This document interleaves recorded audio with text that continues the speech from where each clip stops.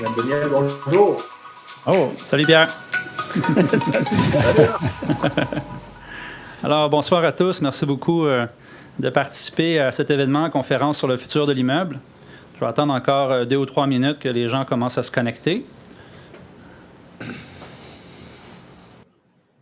Bien, on a déjà rendu une trentaine. Salut Pierre. Salut, salut.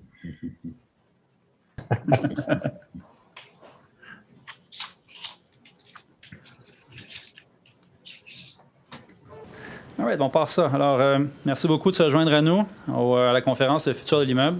On en a pour environ 1h15, 1h30, dépendamment du débit de nos conférenciers qui en ont beaucoup à dire ce soir. Je suis bien content. On a des bons sujets. Alors, nos 4 panélistes, Annie Daniel de Kiva Design et Architecture qui va présenter en premier. Ensuite, on a François Despelteaux de AI Outcome, Jean-Simon Venn de Brainbox AI et Marc Adam de Nixa. Alors, en premier lieu, je vais vous présenter en fait, Daniel va nous présenter son premier vin. Il est bien gentil de venir... Merci Marc, oui, avec plaisir. Je vous présente le Solo Solé cuvée du domaine Poggio al Tesoro.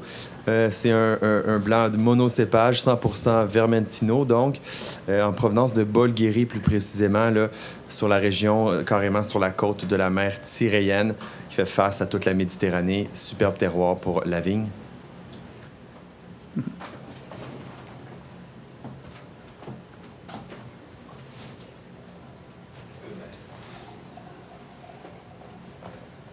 Ah oui, en passant, toutes les chaises sont à 2 mètres de distance. On respecte les règles. Alors, voici les 3 vins.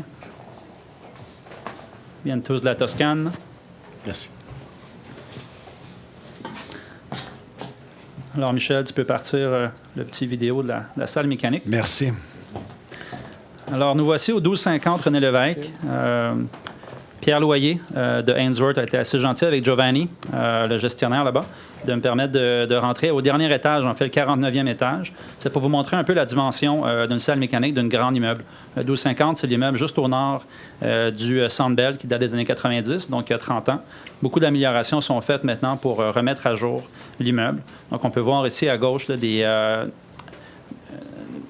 des systèmes de réfrigération magnétique, donc Ensuite, je vais présenter un peu les 4 personnes. Donc, Annie Daniel, en premier, va nous présenter son laboratoire d'intelligence artificielle, où elle peut greffer l'architecture augmentée à l'intelligence artificielle.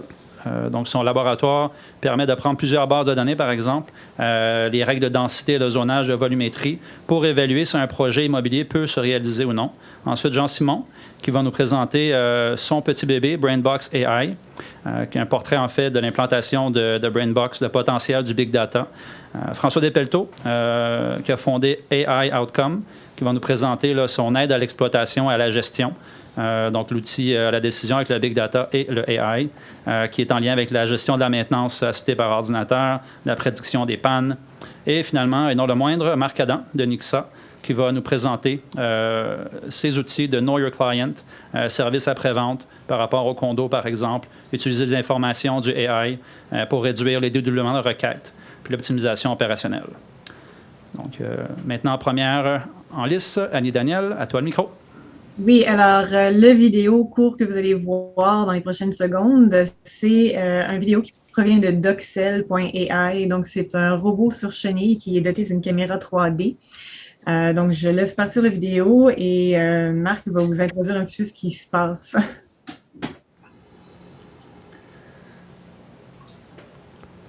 Il y en a peut-être qui ont vu aussi le petit vidéo de Boston Dynamics, qui est le petit chien qui se promenait dans le bâtiment en construction. Alors, pour celui-ci, on voit c'est une plateforme de gestion avec un nuage de points qui permet de localiser là, toutes les conduites, les équipements, les murs, selon le plan original en 3D, puis de comparer. Donc, si un conduit de ventilation est 2 pouces à l'écart de sa position originale, ça va avertir, ça va faire un avis. Ça va donner un avis le lendemain matin, une déficience à l'entrepreneur pour justement qu'il doit rétablir. Ça va aussi prévoir où le conduit va se diriger. S'il y a seulement un ou 2 pieds qui est fait, Mais ensuite, ça va dire, bon, mais est-ce que ça va rentrer dans les 2-3 prochains jours en conflit avec le conduite de gicleur, par exemple? Annie, à toi. Alors, donc c'est ça. Donc, c'est un robot qui se promène sur le chantier, il fait une pixelisation 3D de l'espace et au fur et à mesure de son scan, il corrobore l'information avec le plan en 3D. Donc, on travaille tous avec un dessin assisté par ordinateur, que ce soit Autodesk, Archicad ou autre. Et puis, lorsqu'on est en 3D, donc le robot est capable de comparer l'existant, le réel, avec la maquette 3D et fait une liste complète des déficiences entre les deux. Maintenant, ce qui a été développé aux États-Unis avait une différence de dimension qui n'était pas appropriée, selon moi, pour les différentes composantes au chantier. Donc, si, admettons, comme Marc le mentionnait, un conduit de ventilation est à 2 pouces à gauche de où est-ce qu'on l'avait positionné sur le plan, ça peut être possible sur un chantier, mais quand on tombe en ébénisterie ou en mur mitoyen ou en mur intérieur ou en plomberie, ce 2 pouces-là est énorme. Donc, il faut qu'on travaille la tolérance de dimension en fonction des différentes composantes et c'est ce que notre nouvelle plateforme à nous, créée ici à Montréal, fait. Donc, ceci étant dit, on travaille avec Doxel, avec le robot que vous avez vu, mais on travaille aussi avec Boston Dynamics Spot, qui est leur chien, que vous avez sûrement vu et entendu à la télévision dans plusieurs reportages. Ça fait tout le monde s'en sert, la NASA s'en sert, l'armée américaine s'en sert, tout le monde se trouve à travailler un peu avec Spot, mais ça reste que la plateforme derrière ça reste la même. Donc ça, c'est ce que le laboratoire d'intelligence artificielle travaille présentement. On n'est pas prêt à vendre la solution encore parce qu'on essaie d'aller chercher un degré de précision qui est assez précis. Et puis, pour l'instant, moi, je suis pas confortable encore avec le degré de précision qu'on a. Alors, on est à 1%, puis je trouve que c'est pas encore assez. Donc, on travaille encore, ça devrait pas être très long avant qu'on puisse continuer. En amont du site de construction, on a cette même plateforme-là à laquelle on a intégré des algorithmes qui peut, si jamais un développeur immobilier vient nous voir pour nous dire « j'ai cette parcelle de terrain-là que je souhaite possiblement développer », alors, au lieu d'investir 35 000 à essayer de voir avec les différents architectes, la municipalité, les règlements, l'urbanisme, voir comment est-ce qu'on peut implanter quelque chose, et d'avoir des humains qui travaillent là-dessus, nous, notre plateforme fait un peu le travail en amont des humains. Donc, les algorithmes vont chercher quand c'est disponible sur les sites des municipalités, toute cette information-là de marge de recul, de volumétrie, d'auteur maximale, etc., etc., et tout de suite élabore une volumétrie d'ensemble sur la parcelle de terrain ou les cadastres qui appartiennent à ce client-là. Donc, ça nous donne une bonne idée de ce qu'on peut faire à l'intérieur des limites de zonage actuelles, sans aller en rezonage. Et ensuite, on peut aller explorer ce qu'on pourrait aller peut-être chercher de plus si on demandait un rezonage. Mais la plupart des développeurs immobiliers ne veulent pas aller en rezonage, mais bon. Alors, voilà. Et puis, ensuite, avec la volumétrie, on peut y ajouter le proforma de chacun des développeurs immobiliers pour s'assurer que le nombre d'unités, les grandeurs d'unités par étage soient conformes à leur demande. Donc, c'est un petit peu ça que la plateforme fait pour l'instant. On n'est pas encore rendu à un degré, comme je disais, de précision qui est assez pour moi. Le laboratoire d'intelligence artificielle travaille beaucoup avec Alphabet, Google, Amazon et leurs suites, donc de compagnies respectives. Donc, nos degrés de précision, on est habitué à quelque chose d'extrêmement précis. Donc, c'est un peu ça qu'on veut recréer dans cette plateforme-là avant de pouvoir la rendre disponible commercialement. Donc, ça fait un petit peu le tour de ce qu'on fait. Je ne sais pas si j'ai encore du temps. Oui, encore 2-3 minutes, si tu veux. Encore 2-3 minutes? OK, parfait. Alors, avec le robot Boston Dynamics, on a aussi la compagnie Faro a développé une composante qu'on peut avoir dans les mains. Alors maintenant, c'est possible pour quelqu'un qui est sur le chantier de se promener seulement avec la caméra à hauteur d'homme pour faire le même répertoriage d'éléments sur un chantier. Et puis, la plateforme fonctionne aussi bien avec ça qu'avec le robot Spot ou avec le robot Chenille que vous avez vu.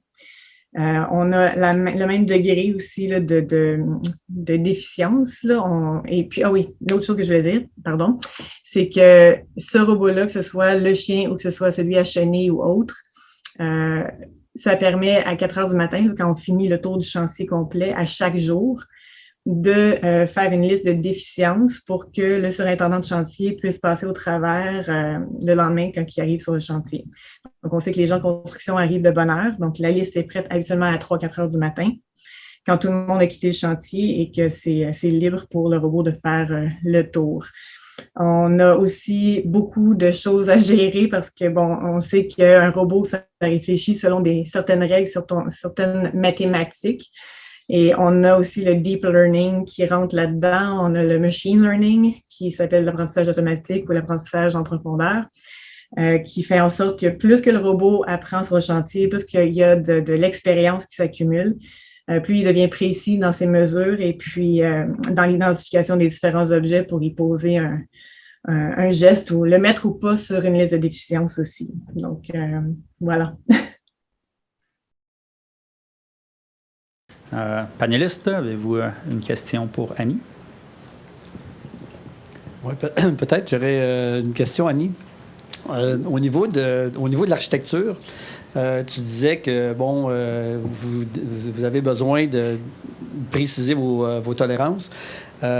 Lorsque les murs sont finis, bon, j'imagine que c'est très important, mais il faut que ça se fasse avant que les murs soient finis. Est-ce que, bon, lorsque ils commencent à installer les colombages, déjà, vous êtes capable de réajuster avec une précision assez forte pour être capable justement de rediriger le tir par rapport à la construction qui a commencé? Oui, mais justement, c'est ça. Quand on a une maquette déjà prête en 3D, mais que, admettons, la construction n'a pas suivi complètement les plans. Aussi, on fait souvent, on le voit dans le design build, là, donc la construction se fait au fur et à mesure que les plans sont élaborés. Là, donc, on suit un par-dessus l'autre, un petit peu par-dessus tête. Le robot est capable de nous dire exactement les contraintes avec lesquelles on travaille sur le chantier. Donc, si notre mur est déjà à 13 pieds dans une pièce et que là, physiquement sur place, il est plutôt à 12 pieds, 6 pouces, on va être capable automatiquement de tout retravailler les autres composantes qu'il y a dans cette pièce-là en conséquence de ce 6 pouces-là qui est perdu. Et ça fonctionne, là, je parle en pouces, là, mais ça fonctionne aussi bien en métrique.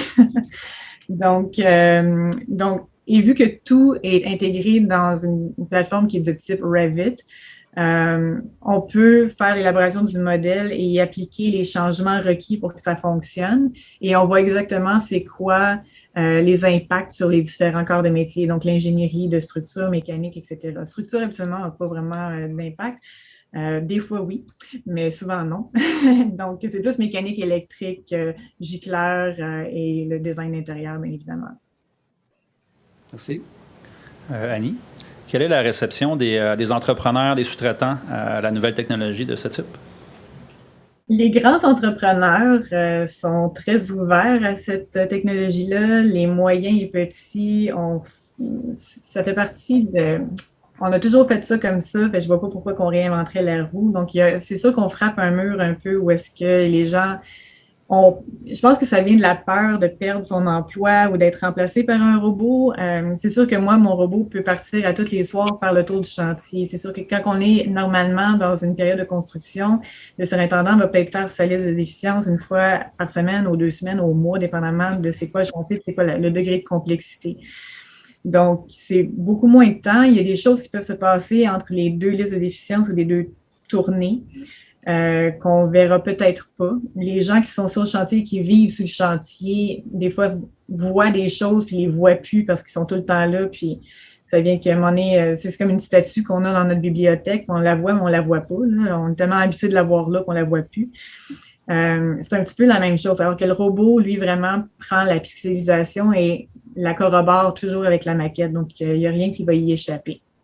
On a même une canette de Coke qui a été laissée sur un chantier puis elle a été répertoriée.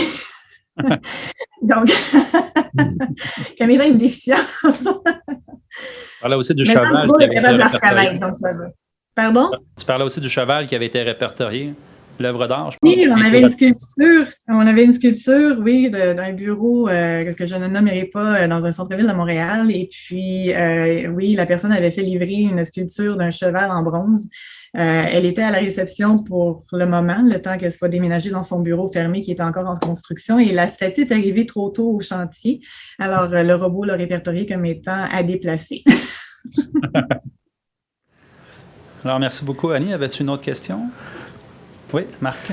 Oui, bien en fait, on nous parle beaucoup des enjeux de santé et sécurité sur les chantiers de la construction, notamment le port des équipements protecteurs. Votre technologie pourrait-elle permettre éventuellement de faire la reconnaissance de certains équipements manquants le jour lorsque le chantier est actif? Absolument. C'est pas le robot, par contre. Ça, c'est plus des caméras de reconnaissance, reconnaissance faciale, reconnaissance pixel, qui sont installées aux entrées du chantier. Donc, autant qu'il y a certains chantiers où est-ce qu'on a des caméras thermiques qui peuvent prendre la température des gens présentant pour s'assurer qu'ils n'ont pas de fièvre. Que oui, on peut leur demander de détecter un masque sur le visage des gens, le port du casque de protection, les bottes de protection. On a déjà fait le téléchargement, je pense qu'on était rendu à 2800 types de bottes de construction. Là. C'est tout ce qui se fait au monde, je pense, en type de bottes de construction qui sont homologuées pour travailler au Québec. Et quand ces bottes-là étaient scannées et ne correspondaient pas aux normes du Québec, ben on était flagués. C'est pas arrivé souvent. Wow. Merci, Annie. Excellent. Merci beaucoup.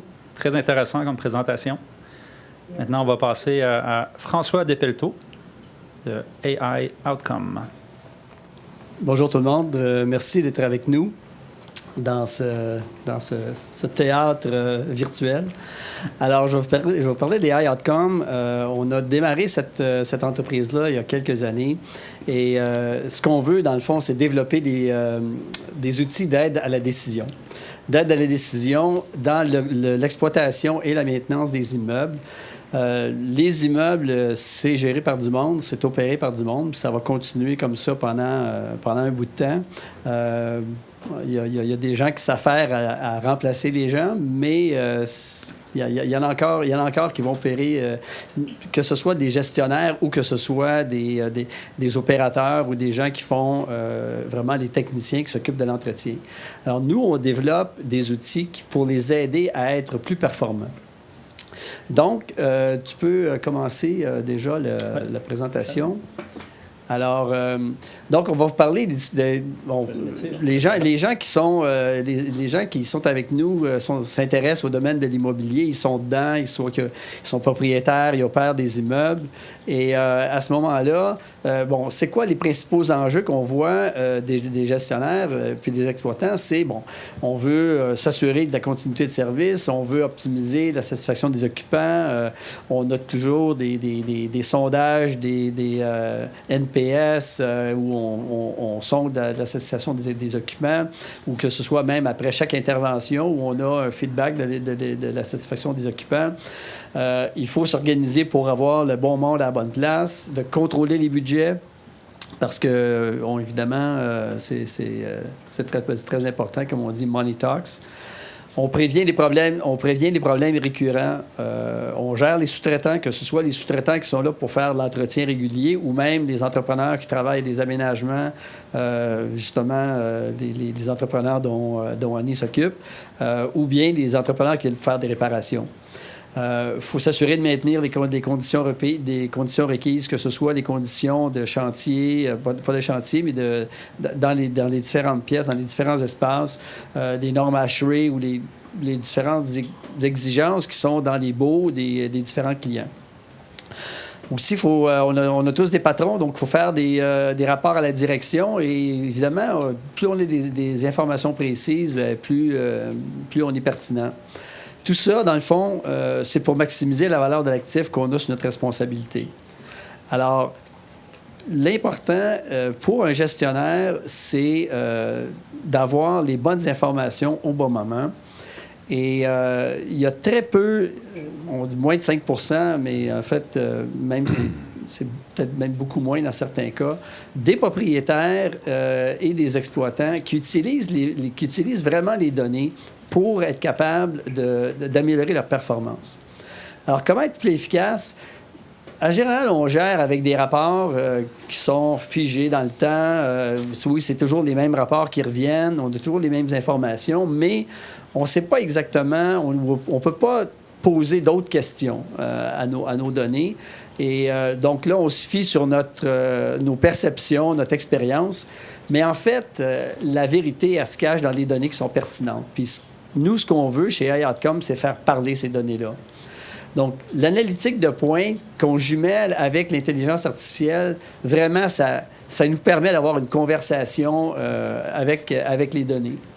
Ce qu'on vise, nous, c'est entrecroiser toutes sortes de données. Les données de GMAO, les données de BMS, l'Internet des objets, le ERP. Donc, si on peut avoir des données financières, c'est encore mieux. Des données de CRM, des données sur des données sur les clients, des données de centre d'appel, la météo. Tout ça pour enrichir les solutions et être capable de poser le plus de questions possible et d'avoir des interactions ou je dirais, une conversation dynamique avec les données. Donc, il y a aussi une bonne partie de l'intelligence technique de vos immeubles qui se trouve dans les milliers de commentaires qui sont écrits sur les bons de travail. Quand vous avez un électricien ou un mécanicien de machine fixe ou un technicien en contrôle qui va faire une intervention, très souvent, il va écrire sur le bon de travail des commentaires. Alors, nous, ce qu'on fait, c'est qu'on utilise des techniques d'intelligence artificielle, le NLP, le Natural Language Processing, qui va lire et qui va aider à interpréter ces informations-là. Et parce qu'en général, oui, elles sont lues, quand elles sont lues, on les considère pas assez souvent dans l'évolution de l'immeuble. Ce qu'on développe aussi, c'est la prédiction. Donc, on veut faire passer l'entretien d'un entretien préventif à un entretien prédictif. Et donc, ce qu'on fait, c'est qu'on est capable maintenant de prédire les pannes d'équipements critiques, donc un refroidisseur, comme on a vu tout à l'heure, mais d'autres équipements critiques, des bouilloires, des tours d'eau, toutes sortes d'équipements. Donc, si on peut les prédire 2 à 3 semaines avant l'événement, à ce moment-là, au lieu d'être obligé de faire de l'entretien en urgence, et là, c'est la panique. Premièrement, ça crée des problèmes avec les locataires parce que les locataires n'ont pas le service auquel ils s'attendent. Mais en plus, pour l'opérateur, le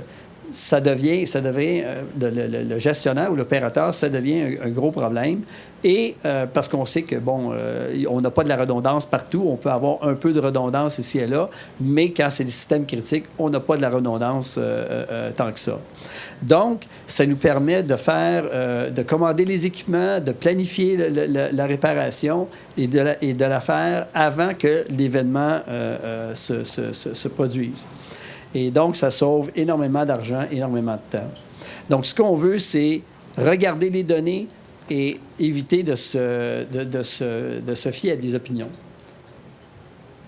Alors, les informations ou les réponses aux questions, c'est que ce soit sous forme de tableau de bord, et là, c'est fixe, mais je pourrais vous dire qu'on peut changer tous les paramètres, on peut poser des questions et aller voir toutes les données relatives à ça.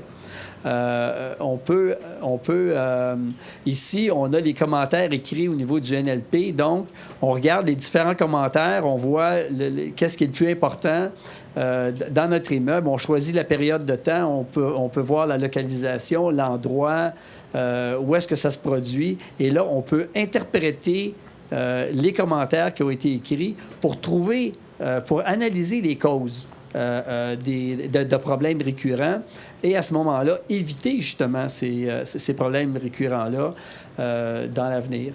Ça nous permet aussi de mieux analyser la performance de nos sous-traitants. Parce que on voit où est-ce que les bons de travail sont émis, la façon dont ils sont répondus, Si on voit trop souvent encore là de la récurrence dans ces problèmes-là, bien, peut-être que c'est parce que les gens ne font pas le travail de la façon, la qualité, avec la qualité à laquelle ils devraient le faire.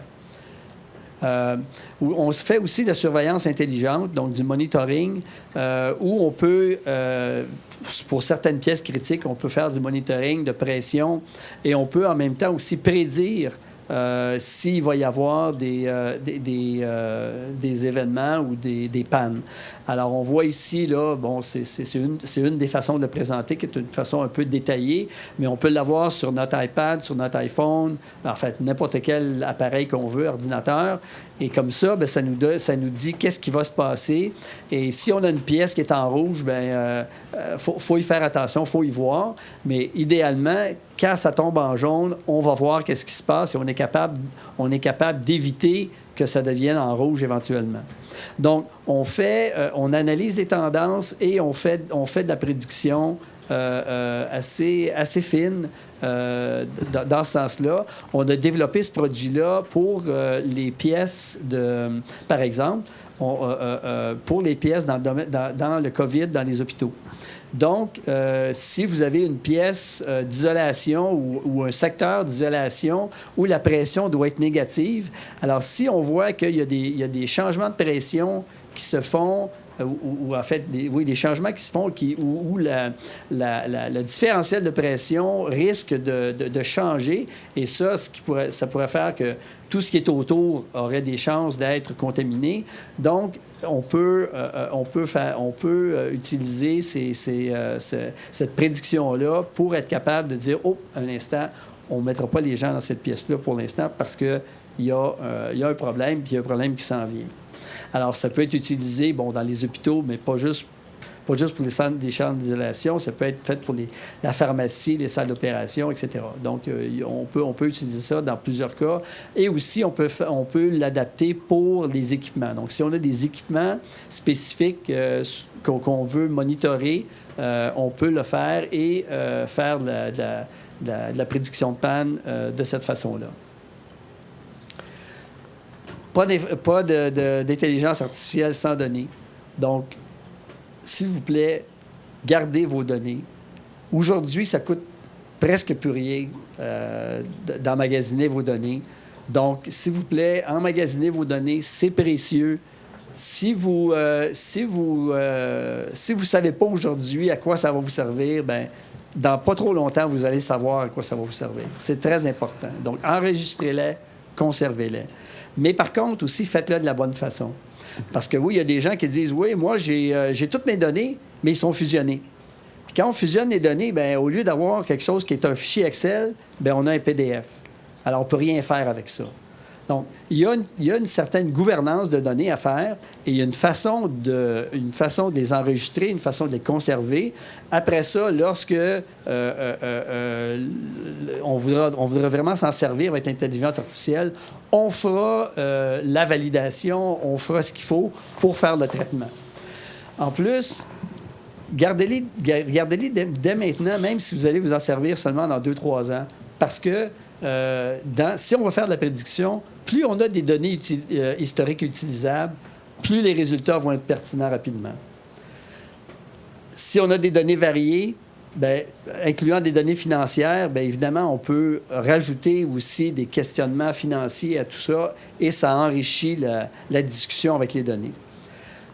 Enfin, regardez les solutions qui apprennent parce que, comme vous le savez, au fur et à mesure comme là, on vit la COVID, bien, les bâtiments ne sont pas comme ils étaient il y a 2 ans. Donc, ça prend des solutions qui vont évoluer, qui vont être capables de s'adapter. La même chose, un immeuble vieillit, les équipements vieillissent, vous changez de locataire, vous changez certains secteurs de fonctionnalité, de fonction. Bien, prenez des solutions qui vont apprendre. Vous pourrez lire, si vous downloadez la présentation, un peu plus les outcomes. Mais en fait, ce qu'on veut, c'est vous permettre d'avoir de meilleurs résultats et d'une façon qui est facile à utiliser pour vous. Parfait. Merci beaucoup, François. Très intéressant. Alors, petite période de questions. Jean-Simon? Ben oui, écoute, merci François, très intéressant. J'aurais 2 questions. La première, c'est est-ce qu'on peut avoir trop de données? Puis deuxièmement, parce que je pense que je connais est-ce que tu vas répondre à cette question-là. Mais deuxièmement, c'est, combien de données doit-on accumuler avant qu'on peut utiliser vos services, là?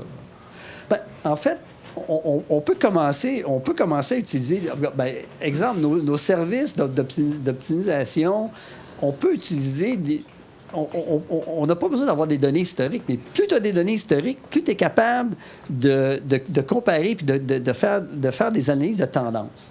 Alors, si on fait les analyses de tendance, pour faire ces analyses de tendance-là, évidemment, ça prend un peu d'historique. Donc, on aime mieux avoir des données, mais sinon, on peut partir du jour 1 d'un contrat, mais à ce moment-là, évidemment, tu ne peux pas revenir tellement en arrière, puis les tendances, bien, ça va prendre un certain temps avant de pouvoir les créer. Maintenant, trop de données par rapport à pas assez de données, ça dépend de la qualité des données. Si tu as des données qui ont été bien organisées, il n'y en a pas trop de données. Okay? Nous, dans ce qu'on fait, on a besoin, plus tu as de données, mieux c'est. Le problème, c'est si tu as des données comme des données de BMS, parce que ça arrive souvent dans les immeubles, tu le sais comme autant que moi, tu vas avoir des gaps importants. Et là, nous, on a développé des algorithmes d'interpolation, justement, qui aident, parce que sinon, ça bloque ton algorithme qui fait la prédiction. Alors, ça dépend de la qualité de tes données. Donc, pour nous, il n'y a jamais trop de données, mais il faut avoir des données de qualité. Puis je pense que c'est surtout ça. Puis en AI, tu sais comme moi, c'est le nerf de la guerre. Merci François. Marc, une question?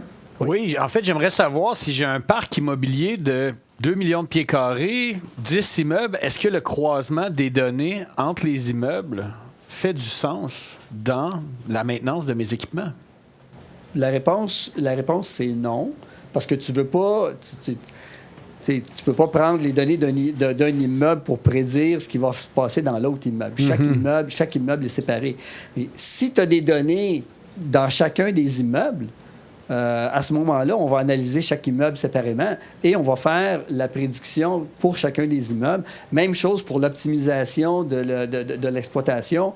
On va avoir des immeubles. Et souvent, quand justement tu as un parc mettons, d'une dizaine d'immeubles, souvent les immeubles sont un peu pareils, ils se ressemblent. Ça ne veut pas dire qu'ils sont tous pareils, mais ils ont des similitudes. Ça te permet de faire du benchmarking et encore là, bien, tu es capable encore là, de faire de l'optimisation encore plus.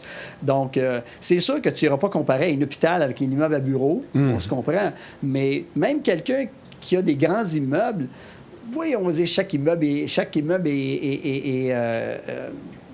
spécial, est différent de l'autre. Par contre, il y a certaines choses ou certaines tendances où tu te dis, ben, écoute, faire du benchmarking, ça peut m'aider. Ça peut même t'aider à comparer la performance, parce que des fois, tu vas avoir, dans un parc immobilier, tu vas avoir les mêmes sous-traitants.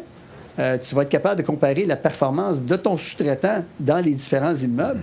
Puis souvent, bien, c'est une question personnelle. Donc, tu vas dire, hey, à cet endroit-là, la performance n'est pas si bonne. J'ai plus de plaintes par rapport au nombre de billets, au nombre d'appels que je reçois, etc. Donc, tu vas être capable d'avoir une conversation après ça avec ton sous-traitant. Et ça, nos outils nous permettent d'avoir toutes ces informations-là très facilement. Merci, François. Bienvenue. J'ai une question de Éric Bernard. Oui. On parle de plus en plus de la création de jumeaux numériques pour l'analyse en continu des immeubles. Qu'en penses-tu? Bien, jumeaux numériques, oui, mais tu n'as pas besoin d'avoir un jumeau numérique. Pour nous, comme j'ai dit tout à l'heure, chaque immeuble est unique. Et pour nous, on les prend individuellement. Est-ce qu'on a besoin de répliquer toutes les données? Parce que dans le fond, un jumeau numérique, c'est que tu as les données sur place, puis après ça, tu vas les répliquer dans le cloud ou tu vas les répliquer à différents endroits. Mais nous, on dit... on ne veut pas aller dans vos systèmes. Hein, on veut pas, parce que bon, les clients ils disent, écoute, moi je veux, j'ai mes données, je veux qu'ils soient en sécurité, puis ça. Puis ça, on comprend bien ça. Par contre, ces données-là peuvent nous être transmises sur le cloud. Nous, on travaille juste sur le cloud et on est un partenaire Microsoft Azure. À ce moment-là, on a toute la sécurité de Microsoft. Alors, ce qu'on fait, c'est qu'on va, on va prendre toutes les données et on va les traiter chacun individuellement et on ne touche pas à vos données et on peut prendre les données. Ça dépend. Ça dépend de quel service vous avez. Si on va faire la prédiction, ça nous prend des données en temps réel ou temps quasi réel. Si on veut faire, si on va faire du monitoring, bien là, ça nous prend vraiment des données en temps réel. Si on va faire de l'optimisation, bien, ça peut être des données qui vont nous arriver, je ne sais pas, une fois par jour. Donc, on s'entend selon le service que le client veut avoir et les données nous sont transmises et nous autres, on va les traiter au besoin, en fait, selon le besoin du client. Puis, évidemment, vu que c'est dans le cloud, c'est accessible de n'importe où dans le monde, à n'importe quelle heure. Parfait. James, tu avais une question? Oui, merci, Marc. Bonjour, François. Salut. La question est en fait, je comprends que de la façon pour les propriétaires, c'est bien exécuter la gestion des propriétés, ce système.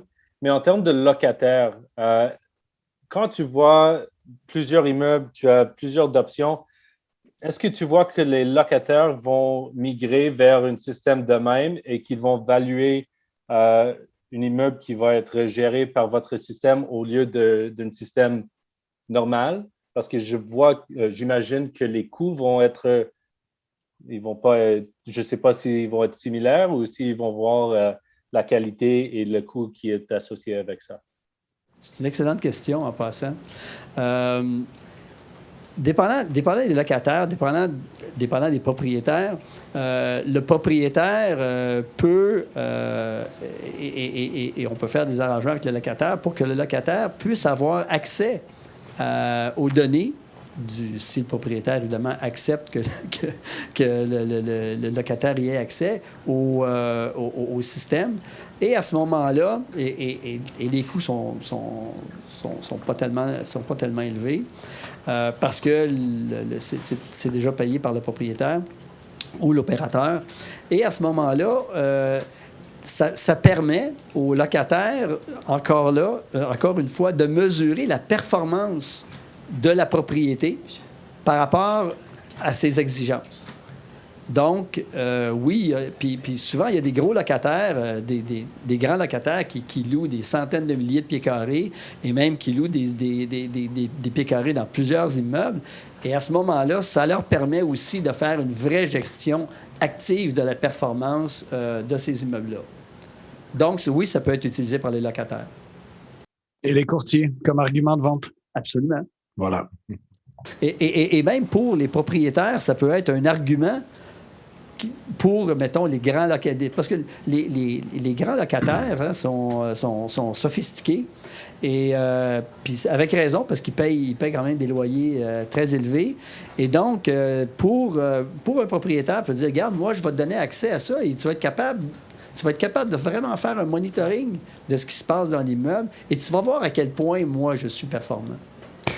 Et ton système n'aurait pas besoin, justement, des données de ces grands locataires-là, étant donné qu'ils ont une incidence, finalement, sur l'entretien des appareils. Si on pense à un système d'HVAC, oui. Zellers consommait certainement plus qu'une animalerie. Oui, et de là, quand je disais tout à l'heure qu'on prend les données de CRM, le CRM, c'est tes locataires, dans le fond. Alors, si on introduit les données de CRM, à ce moment-là, on a tout ce qu'il nous faut pour faire les analyses puis les mesures de performance. Parfait. Merci beaucoup, François. Maintenant, Daniel, pour le deuxième vin. Messieurs, vos propos sont très intéressants. Je vais tenter de démontrer le même intérêt pour ce magnifique vin Mediterra, également disponible à la SAQ. Les 3 vins qu'on présente ce soir sont disponibles à la SAQ. Mediterra va être un peu plus facile à trouver. On le retrouve dans une bonne quantité de succursales. Un superbe rapport qualité-prix, selon moi, sous la barre des 30 $, toujours au domaine Poggio al Tesoro, carrément traduit par les coteaux du trésor. Ici, avec un assemblage de ports à peu près égal de Syrah, de Cabernet Sauvignon et de Merlot. Un vin, ma foi, mi-corsé, frais sur les fruits et le côté herbacé qui le rend assez complexe et délicieux. Merci beaucoup, Daniel. Ça fait plaisir. Qui travaille pour les vins d'Endurant, la spécialité... Absolument. Plus précisément pour les vins Galéon, qui se retrouvent à être la division des vins fins des vins Philippe d'Endurant. Ça fait long à dire, là, mais c'est une belle entité, là, Galéon, importation privée de chez d'Endurant. Alors, on passe à notre troisième panéliste, Jean-Simon Venn, de Brainbox AI. Alors, bonsoir tout le monde. Oui, Jean-Simon Venn, chef de technologie, puis un des cofondateurs de Brainbox AI. Puis je tiens à me remercier Marc pour cette excellente formule de dégustation de vin et panel en même temps. C'est très original, je dois vous le dire. Je vais tenter de vous montrer un peu, François, vous avez parlé beaucoup d'intelligence artificielle appliquée vraiment sur l'analytique, puis de qu'est-ce qu'on peut aller chercher avec ça. Moi, je vais essayer de vous parler un peu de ce qu'on a fait à Brainbox AI, puis un peu que n'importe qui pourrait faire, mais de l'intelligence artificielle d'une façon autonome. Donc, vraiment, l'intelligence artificielle contrôle, opère au lieu de l'être humain. Peut-être lancer les premières acétates. L'idée de base était ici de se focusser sur la problématique que les édifices consomment à peu près 40 d'énergie dans le monde. Il y a eu énormément de travail qui a été fait, si on regarde les 20 dernières années au niveau du secteur du transport, pour réussir à réduire l'empreinte énergétique de ce secteur-là, aussi au niveau industriel. Au niveau des bâtiments commerciaux, il reste qu'il y a encore beaucoup d'énergie qui s'en va dans ce secteur-là. Puis à peu près la moitié de cette énergie-là va du côté de tout ce qui est le chauffage, la climatisation, la ventilation. Lorsqu'on creuse un peu dans ce créneau-là, qui est le chauffage, la climatisation et la ventilation, on réalise qu'il y a encore énormément d'édifices qui ne sont pas optimisés, qui pourraient consommer moins au pied carré ou au cours de l'année. Et il y a une opportunité qui est résidente à cet endroit-là. Alors, l'idée de base, c'était de regarder ce qui se fait si vous prenez la voiture autonome. Où déjà, vous avez l'intelligence artificielle qui conduit la voiture en temps réel sans qu'il y ait aucune intervention de l'être humain, car on est particulièrement au niveau 4. Alors, en regardant cette technologie-là, on s'est dit, écoute, s'ils sont capables de conduire une voiture autonome, on devrait bien être capable d'opérer le CVAC d'un édifice en temps réel.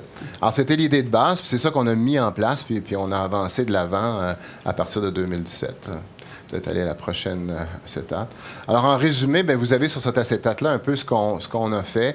On utilise cette technologie-là qui est maintenant mainstream dans tout ce qui est les voitures autonomes pour faire de l'apprentissage de ce qui se passe dans un édifice au niveau du CVAC, pour faire en sorte que l'intelligence artificielle atteint un niveau de compréhension de ce qui se passe dans l'édifice pour être capable de prédire précisément qu'est-ce qui va se passer. Je vais vous montrer à quel point on est capable de le prédire d'une façon précise, afin par la suite de venir opérer le building, l'édifice, en temps réel, sans aucune intervention de l'être humain.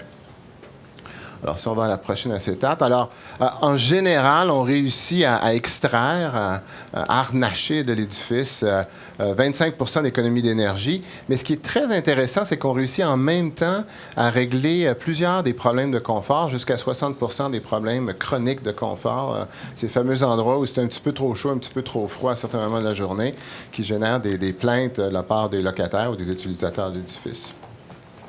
Alors, comment on fait ça? C'est ça un peu que je veux vous montrer. Si on regarde un peu, la première prémisse de base, François en a parlé, il y a déjà des data, il y a déjà des données dans les édifices. Ils sont souvent cristallisés, emprisonnés dans des systèmes de contrôle existants, particulièrement au niveau CVAC, où ces données-là sont là. Et il y a déjà, de la part des propriétaires puis des opérateurs d'édifices, un investissement massif qui a été fait pour s'équiper de ces systèmes de contrôle-là qui génèrent une quantité incroyable de données, mais qui est utilisée en temps réel puis qui est souvent pas conservée et qui n'est pas utilisée aussi loin auquel on pourrait l'utiliser. Puis c'est là qu'on s'est branché pour aller chercher cette donnée-là pour amener l'édifice à un autre niveau. Alors, si on continue, l'apprentissage profond, ben, c'est des réseaux neuronaux qui sont des mini-versions de ce qu'on a dans notre cerveau, là, puis c'est à peu près 1% de ce qu'on est capable de faire, nous, comme êtres humains, mais déjà très, très puissant. Puis cet apprentissage-là profond, ben, on nourrit d'un côté tout le data qu'on a extirpé de l'édifice, et même plus, donc la météo est aussi un facteur important, comme vous le savez. Et ce qu'on demande au réseau neuronal, ben, c'est de nous dire le prédictif. On dit, écoutez, dites-moi qu'est-ce qui va arriver dans les prochaines heures. Et puis, on peut même pousser beaucoup plus loin. Et c'est cette température-là qu'on va chercher. Donc, on va savoir quels vont être les événements de température qui vont se passer dans les différentes pièces de l'édifice dans le futur. Alors, la voiture autonome travaille dans un horizon des prochaines minutes. Nous, on travaille dans un horizon des prochaines 5-6 heures. Mais on est capable de pousser beaucoup plus loin. Mais ça ramène, en règle générale, pas vraiment de valeur de savoir qu'est-ce qui va arriver demain dans la pièce.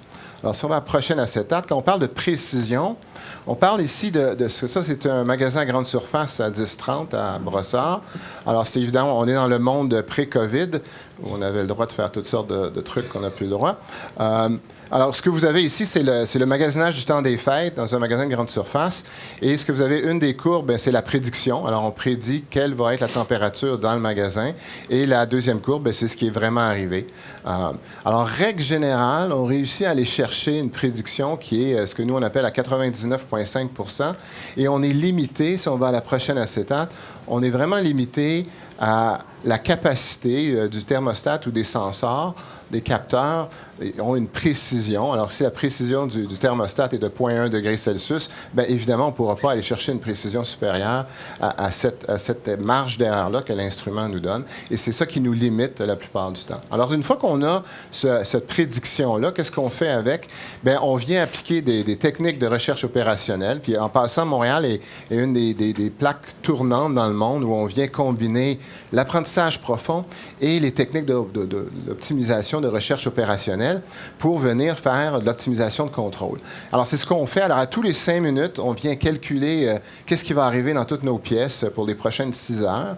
On prend cette vision-là du futur, puis on dit, est-ce qu'il y aurait une stratégie de contrôle plus optimale que de laisser aller, qui nous permettrait de sauver l'énergie puis d'améliorer le confort. Alors, c'est ce qui tourne en rond à tous les 5 minutes pour chacune des pièces de l'édifice, 24 heures par jour. Alors, qu'est-ce que ça nous amène, si on va à la prochaine acétate? Bien, ça nous amène qu'on vient faire du contrôle préemptif. Donc, au lieu de laisser le système de contrôle existant venir réagir à une situation qui est en train de se dégrader, donc la température commence à monter dans une pièce, et là, le système va réagir à cette tendance-là pour venir la corriger. C'est la fameuse boucle PID. Nous, on vient travailler 1 heure avant, 2 heures avant, où on vient faire des actions préemptives pour faire en sorte que cette boucle-là ne réagisse pas. Donc, le système de contrôle existant ne réagisse pas parce qu'on essaye de venir nous faire des actions préemptives qui viennent annuler des événements que le système viendrait corriger. Donc, dans l'espace-temps, on se trouve à un endroit complètement différent de où le système de contrôle existant travaille. Puis on va peut-être passer, Marc, à travers les 3 prochaines étapes, je les ai un peu résumées, pour nous amener à cet avantage-là ici, où ce qu'on cherche à extraire, c'est est-ce qu'on peut maintenir cette température-là dans les pièces? Est-ce qu'on peut opérer l'édifice d'une façon préemptive et à un coût moindre? Et puis, il y a des moments où non. Toute action préemptive ne viendra pas sauver de l'énergie. Ça va coûter ce que ça va coûter, mais il y a plusieurs autres moments où on réussit à avoir un résultat qui nous a coûté moins de kilowattheures ou de mètres cubes de gaz pour atteindre un résultat stable qui vient aussi éliminer certains inconforts dans certaines pièces. Alors, si on va à la prochaine étape, quelques résultats rapidement. Ça, c'est un immeuble à bureau au centre-ville de Montréal qui se stabilise autour de 21 % d'économie. Un hôtel sur la rive sud de Montréal, 43 %. Puis, des petites surfaces, des surfaces de magasins qui oscillent autour de 10 000 pieds carrés, où on va chercher en moyenne une vingtaine. Donc, c'est vraiment très simple. C'est des systèmes de rooftop qui opèrent cet espace-là. Donc, on ne parle vraiment pas de système très complexe. Puis si on avance un peu plus loin, je vous dirais qu'on fait un sommaire de l'impact qu'on a réussi à avoir avec l'intelligence artificielle. Depuis 2 ans, on est rendu à 100 millions de pieds carrés. On est dans 70 villes maintenant, 17 pays sur 5 continents. On devrait cette année dégager à peu près 8500 tonnes de CO2 qui n'auront pas eu lieu, ce qui équivaut à peu près à 170 000 voitures retirées de la route. Et on fait que commencer parce qu'on se dit, évidemment, le plus grand de l'empreinte, le plus de bienfaits qu'on pourra ramener. Puis tout ça, c'est grâce à une équipe extraordinaire là, puis qui est basée à Montréal, qui carbure à l'intelligence artificielle, qui vient mélanger des ingénieurs mécaniques avec des ingénieurs informatiques, avec des docteurs en intelligence artificielle et qui pousse l'enveloppe toujours plus loin. Donc, on est très redevable à cette incroyable équipe. Alors, merci beaucoup, Jean-Simon. Très intéressant.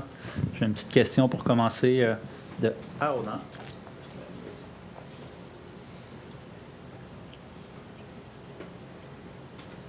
Donc, on parlait tantôt de la conservation des données, en fait, du maintien des données. Fait que c'est une question qui va à François et Jean-Simon. Qu'est-ce que vous recommandez comme meilleure exploitation future là, avec les solutions comme les vôtres pour être en mesure de conserver les données? Quels outils devraient être utilisés pour maintenir ces données-là? Je vais te laisser, François. En fait, les outils, c'est des enregistreurs de données. Mais en fait, ce qu'il faut, c'est s'assurer que, encore là, je parlais de gouvernance des données. Il faut avoir des procédures, des processus qui sont bien établis. Le hardware, c'est pas tellement ça qui est important, c'est la façon dont c'est fait. Parce que maintenant, enregistrer ça sur un disque dur, il n'y a pas de problème, on peut le faire. Moi, j'avais une question un peu à Jean-Simon, qui est un peu en lien à ça. C'est qu'il y a beaucoup d'immeubles où les BMS, où les données de BMS sont flushées au fur et à mesure que ça rentre. Il fait oui.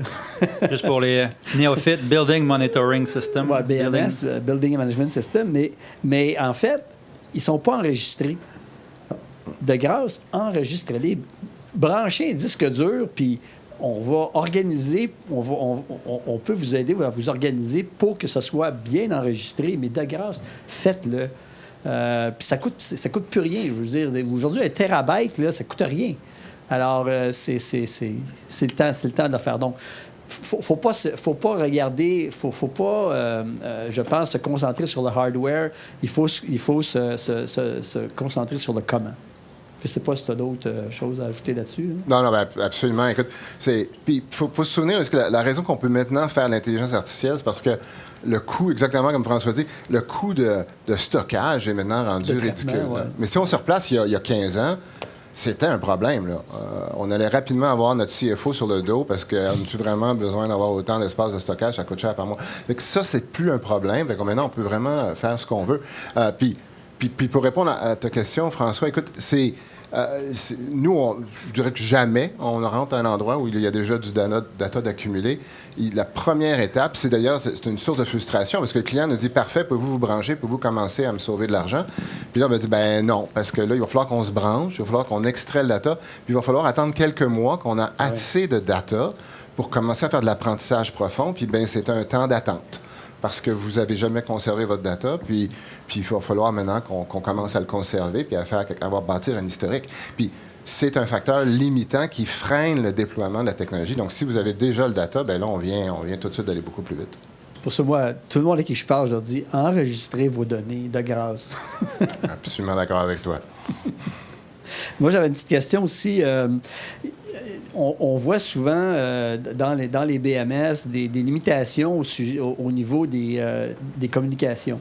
Parce que, bon, tu sais, il y a des contrôleurs, il y a tout ça, mais souvent, il y a je dirais, le maillon communication dans la chaîne des BMS, dans la chaîne globale d'un BMS, c'est le maillon faible. Est-ce que vous êtes obligé, est-ce que vous devez intervenir à ce niveau-là pour être capable d'avoir les données que vous voulez? Ouais, ben on est toujours limité par l'état de la situation. Puis c'est jamais parfait, malheureusement.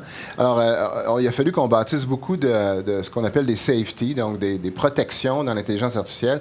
Alors, exemple, comme si ça se donne qu'on n'a plus accès aux données du 11e étage parce qu'ils sont en train de débrancher où ils ont des problèmes de réseau de communication, bien, nous, on se désengage. On vient arrêter de moduler le 11e étage. Puis, en même temps, l'intelligence artificielle s'assure que si le 11e étage revient, bien, elle va se réengager automatiquement. Donc, c'est toujours un peu cette espèce de fromage de gruyère-là. Puis là, on peut parler aussi quand il y a de la rénovation sur certains locataires qui quittent, puis il y a des aménagements qui se font. Mais là, nous, fait qu'on est toujours, quand on regarde une tour, exemple à Toronto, on a toujours des parties de la tour que là, l'intelligence artificielle n'opère plus parce qu'il y a des rénovations, il y a des problèmes avec le réseau, ou il y a tout simplement de la maintenance qui se fait sur le réseau de contrôle. Et là, lorsque c'est terminé, ça se réengage automatiquement. Mais il a fallu bâtir beaucoup de ce genre de fonctionnalités-là pour faire face à cette situation-là qui n'est jamais parfaite. Là. Ça vit un immeuble, hein? C'est vivant. Oui. Parfait. Une dernière question, en fait. Est-ce que les différentes normes d'opération hash rate, minimum d'air frais, par exemple, sont intégrées dans les algorithmes de BrainBox? Ben oui, absolument. On opère toujours dans les mêmes paramètres que les systèmes existants opèrent. Donc, s'il y a eu des limitations qui ont été mises dans ce système-là, on respecte toujours ces limitations-là. C'était un des défis de faire en sorte que... Parce qu'on se trouve à avoir 2 chefs dans la cuisine, hein. Vous avez déjà votre système de contrôle, votre séquence de contrôle qui opère l'édifice depuis le début. Et là, il y a un deuxième cook qui rentre dans la cuisine puis qui se met à lui aussi caler des shots, comme on dit en bon québécois. Donc là, il faut s'assurer qu'on ne se retrouvera pas dans des conflits. Donc c'est pour ça que pour nous, ça a été assez compliqué de bâtir cette espèce de synergie-là où on est toujours en symbiose avec le système de contrôle existant, qui lui aussi a certains paramètres à respecter, puis il faut s'assurer qu'il n'y en a pas un qui va de contremander l'autre. Puis on sait très bien aussi que les normes hash rate, ça change. Alors, un immeuble qui a 25 ans ou 30 ans, tu parlais du 1250 tout à l'heure, un immeuble qui a 30 ans, ça ne veut pas dire qu'ils sont capables de fournir la performance nécessaire pour respecter hash rate. Le 1250, c'est un bon immeuble, je pense que c'est pas trop un problème. Non. Mais il y a beaucoup d'immeubles où vraiment l'équipement en place, même si tu as beau faire tout ce que tu veux, il n'y a pas assez de horsepower, excuse-moi l'expression, là, pour être capable de fournir le niveau de confort qui est demandé par hash rate. Et ça, quand tu parlais de limitation, on voit ça souvent. C'est l'opérateur depuis 30 ans qui parle. Merci beaucoup, messieurs. Maintenant, on va passer à Marc Adam de Nixa. Marc, à toi la parole. Alors, bonjour à tous. Oui, Marc Adam, je suis spécialiste en intelligence d'affaires, mais je m'intéresse aux technologies qui sont au service des humains. Je suis également fondateur de Nixa.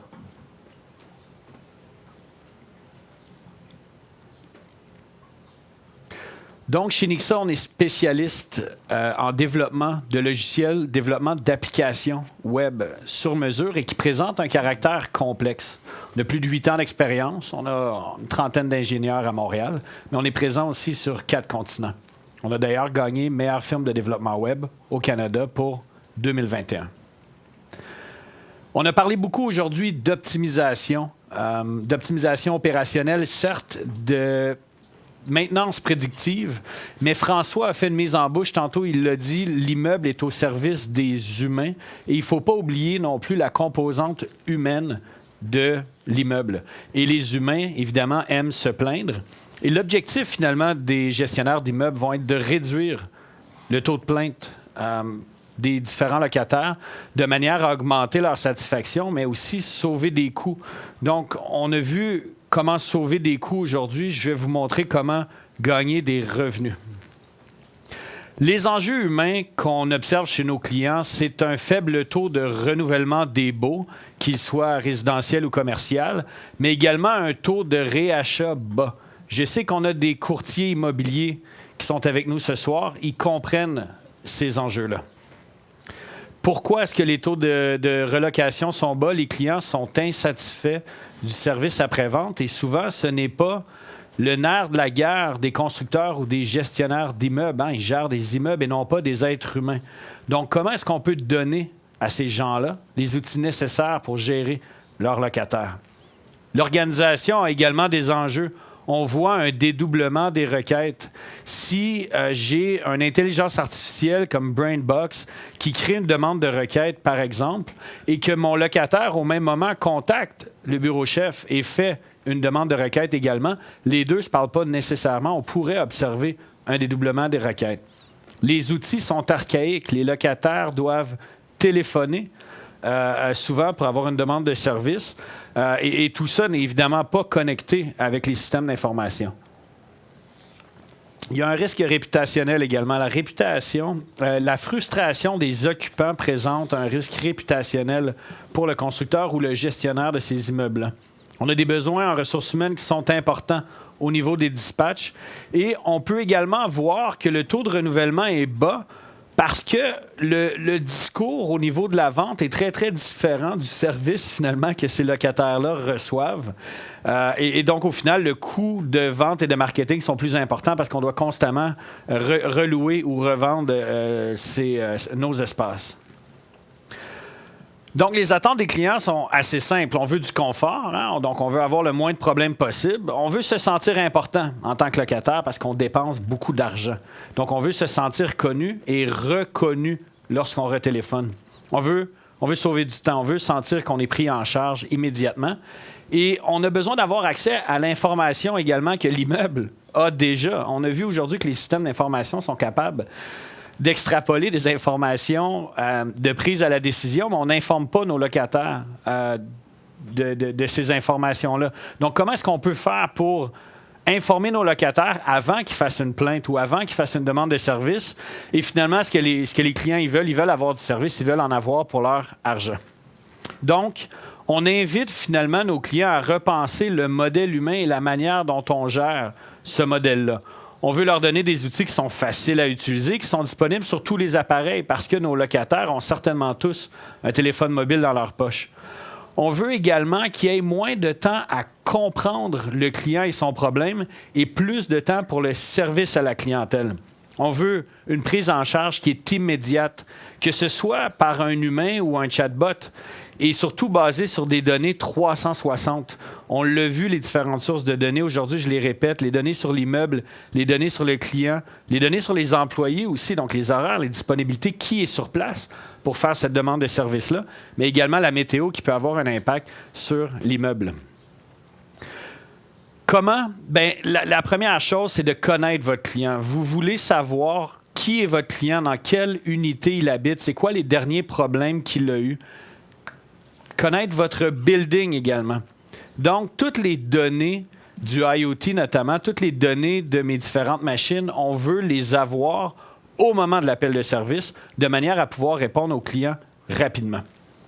Finalement, au niveau du service après-vente, on veut avoir une communication en amont qui est basée sur l'automatisation, mais aussi de pouvoir proposer des solutions qui sont immédiates à nos clients et de notifier l'information qui est nécessaire à mes locataires pour évidemment éviter un appel de service qui, au final, représente toujours un coût pour les clients.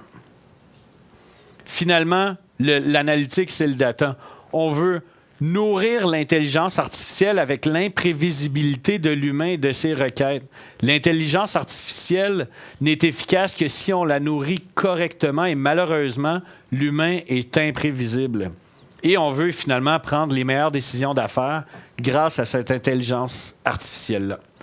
Donc, les outils, c'est d'avoir un système de messagerie instantanée disponible avec nos clients, mais qui peut aussi être servi par un chatbot. On veut un système de tickets pour les demandes des locataires. On veut une automatisation du service à la clientèle lorsque possible, mais l'humain demeure important, et aussi un partage de contenu enrichi, que ce soit des nouvelles, des événements, une documentation ou finalement une alerte qui pourrait être pertinente pour mon locataire. Donc, on voit ici finalement que dans mon immeuble, j'ai l'intelligence artificielle qui est connectée à l'Internet des objets de mon immeuble et qui prend des décisions pour l'immeuble. Mais j'ai aussi une interface où est-ce que mon client peut communiquer ses différentes demandes, ses différentes requêtes qui vont être servies, encore une fois, soit par un chatbot, si mon système possède l'information qui va être nourrie toujours par mon intelligence artificielle, mais l'humain, finalement, qui se connecte va avoir toutes les informations sur l'immeuble et sur le client pour pouvoir répondre immédiatement à ma requête.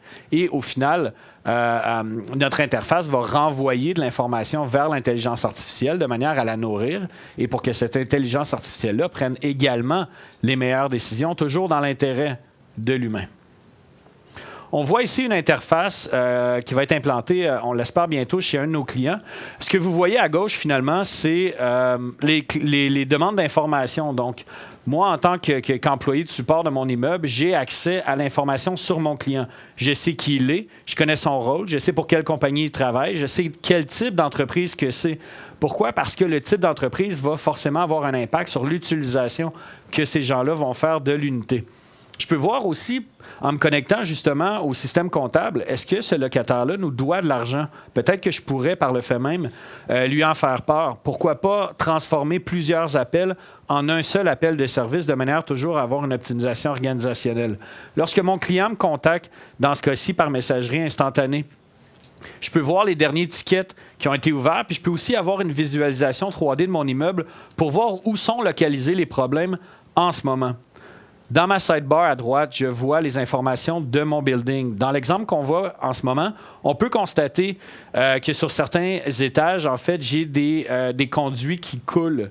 Et par conséquent, dans mon chat, lorsque mon client a fait une demande de service en disant « Écoutez, ça coule dans ma salle de bain », le chatbot, lui qui avait déjà cette information-là, a confirmé à mon locataire que le plombier ou la personne de l'entretien, finalement, est déjà en route. Donc, oui, l'humain peut prendre en charge la conversation, mais la machine a déjà répondu de manière instantanée sans finalement dédoubler ma demande de requête, ce qui peut représenter plusieurs milliers de dollars de gains immédiatement pour l'immeuble dans un seul dossier.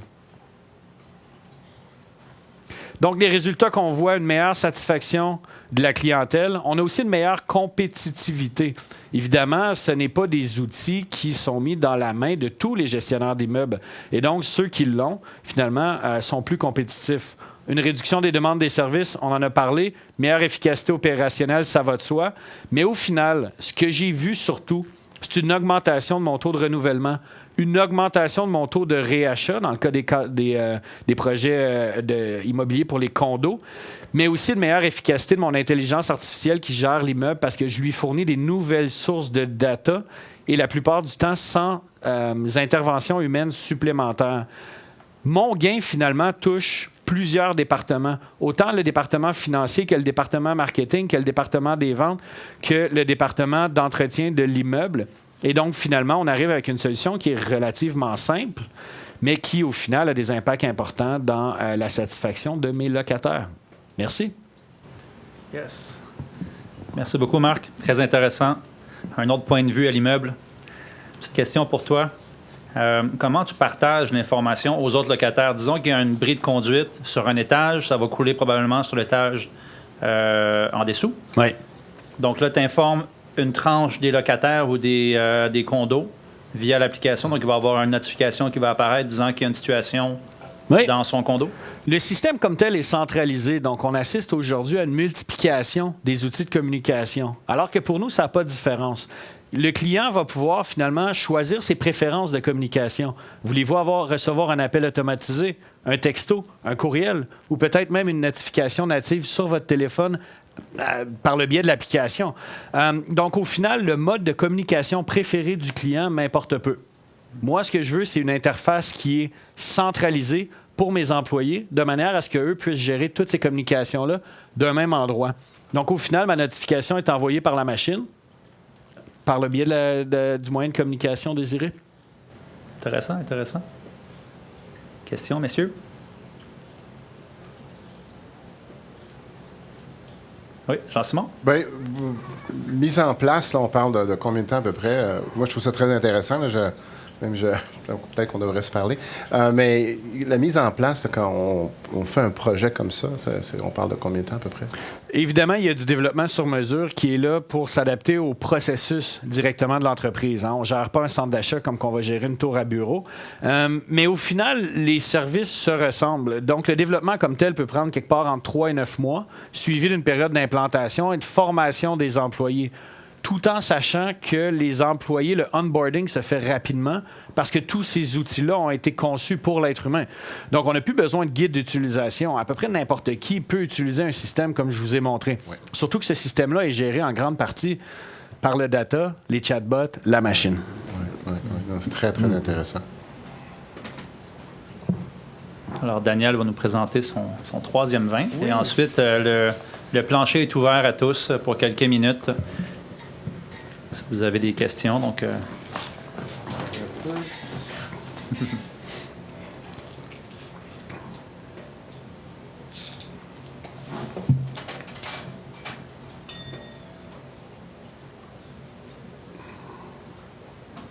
choix de se sacrifier à certains moments.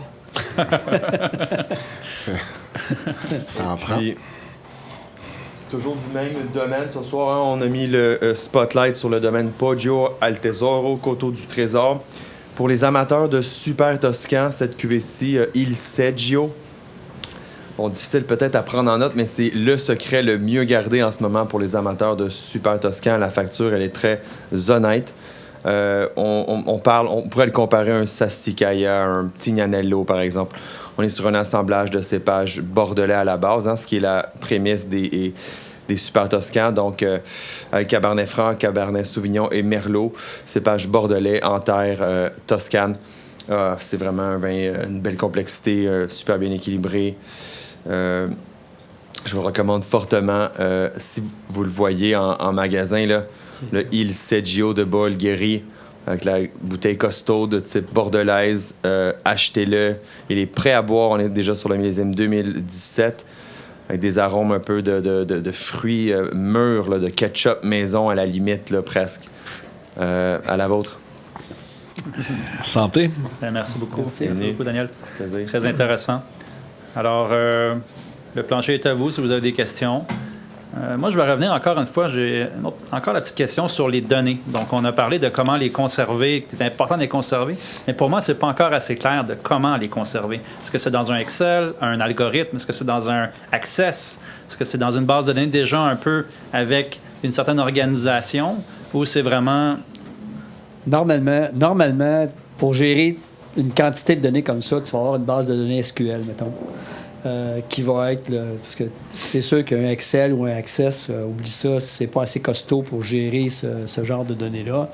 Donc, je te dirais que le standard, c'est une base de données SQL. Je vois tous mes collègues ici qui disent oui. Je pense que je pense que vous êtes d'accord avec ça. J'inviterais les gens aussi à repenser le cloud. On voit beaucoup de nos clients qui veulent conserver leurs données sur place, mais ça présente aussi d'autres risques, notamment des risques d'incendie, des risques de fuite d'eau. Il y a beaucoup de choses qui peuvent se passer, des risques de vol aussi. On voit encore des clients qui ont peur du cloud. Prenons l'exemple d'AWS, Amazon Web Services. Il n'y a aucune compagnie sur Terre qui peut accoter la sécurité militaire qu'Amazon met en place pour la protection de leurs données. AWS héberge les données de l'armée américaine.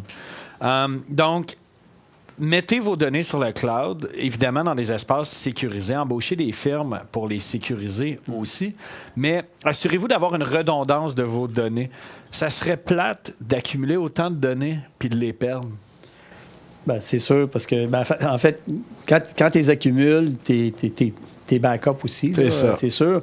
Puis, mais c'est sûr qu'une solution cloud, mais la base, encore là, c'est pas prendre access sur le cloud, là, c'est d'avoir une vraie solution robuste. Ouais. Puis, oui, sur le cloud, c'est encore mieux. Puis, comme ça, tu es sûr que la redondance est toujours là, de toute façon. Tu es sûr de ne pas perdre tes données. Voilà.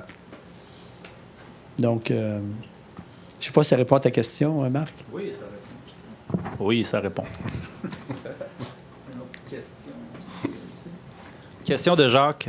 Traitez-vous, en fait, pour François, traitez-vous les données en temps réel selon l'achalandage dans l'immeuble? Oui. Alors, comme j'ai dit un peu tout à l'heure en répondant à la question ou en faisant ma présentation, on va le flot de données va dépendre du service. Si c'est un service, exemple, de prédiction ou de surveillance, c'est sûr que c'est des données en temps réel. Alors, si c'est des données de gestion, je ne sais pas, moi, on ramasse les feuilles de temps, je ne sais pas, à toutes les 2 semaines, ça va être à toutes les 2 semaines. Alors, tu sais, la construction de la base de données va se faire en fonction du type de données qui vont rentrer dedans. Alors, on prend des données en temps réel, mais ça peut être des données qui vont se faire, comme je te dis, les feuilles de temps, c'est toutes les 2 semaines. Selon la disponibilité. C'est ça. Voilà, alors merci beaucoup à vous. Merci beaucoup. Très apprécié de votre présence. Je sais que vous êtes des gens très occupés. Vous êtes des développeurs, puis j'apprécie beaucoup ce que vous faites, en fait, d'amener au niveau supérieur la gestion de nos immeubles. Je pense qu'on a été au devant à Montréal, puis c'est bien de vous voir à l'œuvre. Alors, merci à tous. On était une quarantaine aujourd'hui. C'était vraiment agréable. C'est le fun. Je suis content de voir que ça a fonctionné, ça l'a levé. Alors, prochaine conférence sous peu. Merci beaucoup, Marc, de tout ton effort. C'est une belle organisation. Merci beaucoup. Oui. Bravo à tous. Merci pour le bon vin. Oui, exactement. Merci, Daniel. Et merci à tous ceux qui étaient là pour poser des questions pertinentes aussi. Oui. Alors, à bientôt.